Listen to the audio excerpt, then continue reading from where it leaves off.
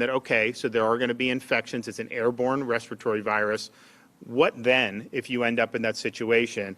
And this is something from an early treatment perspective that's got a proven track record. And I think for most of this, a lot of people thought if you get it, you just kind of wait at home and hope you don't get really, really sick. And that's not necessarily the extent of your options. And so we're glad that this is here, and we're glad that we're able to expand it to more and more Floridians. Any questions? Governor, I have a question for you. Roughly half the school children in Florida right now are going to school that have a mask mandate in place. Have you considered going back on your executive order and maybe returning that power to the local school districts?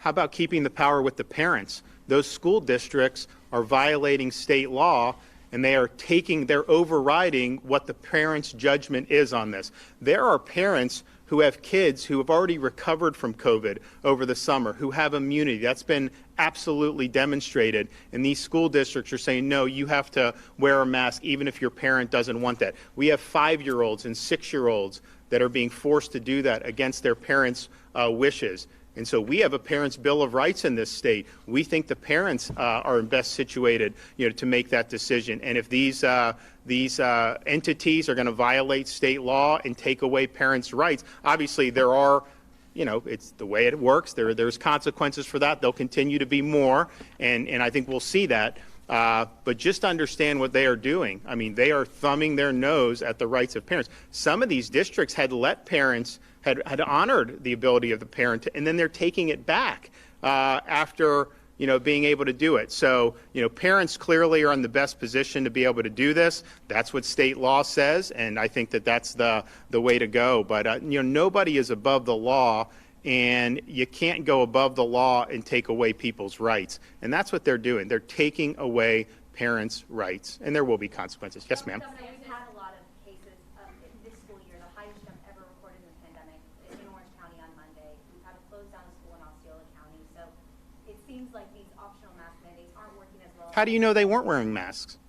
Well, I understand that right now we're seeing the most cases ever, and we have 30%. Right, but what percentages of those kids were wearing masks? I mean, the idea that the mask, we have a whole year under our belt in Florida. The majority of the districts forced masks. The minority did not.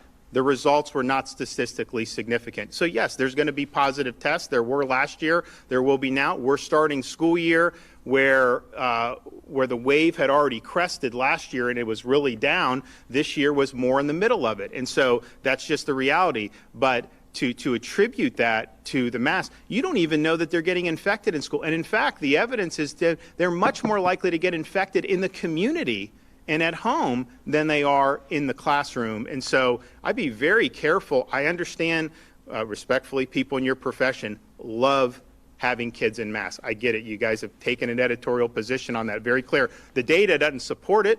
There's a great article actually in New York Magazine, of all places, that went through this 3,000 words, very thorough view of all the evidence and lack of evidence. And I would point to, England just put out school guidance. You have other countries in Europe that have been doing it where they're respecting parents' wishes, and the results have not been any different. So attributing it to that or not, I think is a mistake. And I think what we've seen is, obviously, most school districts are following Florida law.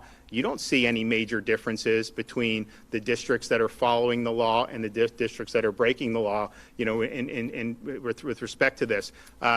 So I would just say that, we're in a situation where I think parents can best apprise that. I also would say, look at how Europe's handled it. Look how England is advising.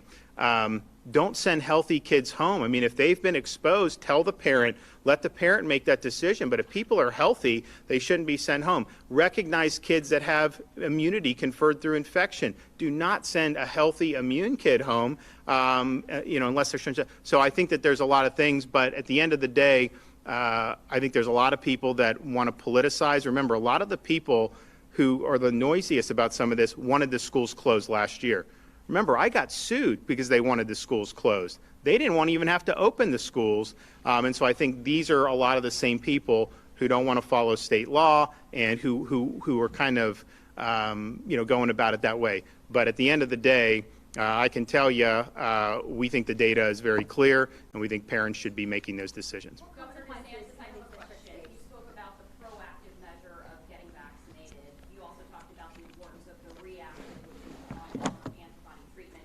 So speaking of masks, what role do you feel that masks should play when it comes to... They should not be mandated. No government entity should force you to do that. That is your choice. If that's something that you believe provides you protection, no one is going to say anything to you, but that should not, absolutely not be mandated. Obviously, it can't be mandated in the state of Florida, and that's an individual's choice.